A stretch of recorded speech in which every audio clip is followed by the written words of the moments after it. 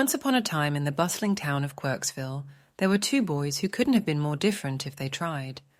On one side of the quirky street, there lived Richie McMoneybags, the richest kid in town.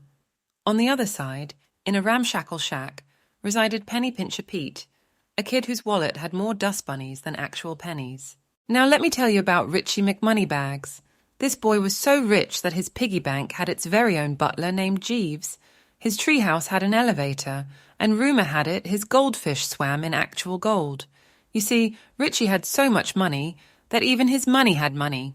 And then there was Penny Pincher Pete, who was so frugal that he once tried to wash his clothes in the rain to save on laundry detergent. His treehouse had a ladder made of old soup cans, and he collected so many coupons that his room looked like a paper. One sunny day in Quirksville, Richie and Pete found themselves in quite the predicament. You see, there was a carnival coming to town, and they both had their hearts set on going. Richie, of course, had already bought tickets for the entire neighborhood, and even hired a parade to escort him there. Meanwhile, Pete was scraping the bottom of his piggy bank for spare change, and searching for coupons that would get him a discount on cotton candy. As fate would have it, Richie spotted Pete counting his pennies on the sidewalk. He couldn't resist the opportunity to show off his wealth.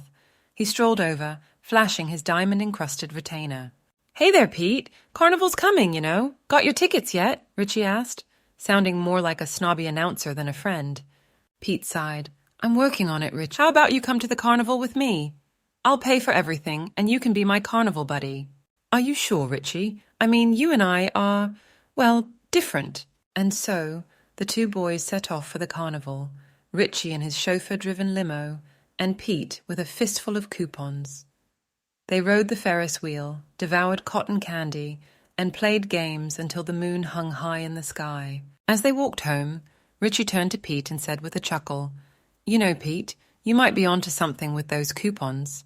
Today was more fun than I've had in ages." From that day forward, Richie McMoneybags and Penny Pincher Pete remained the best of friends.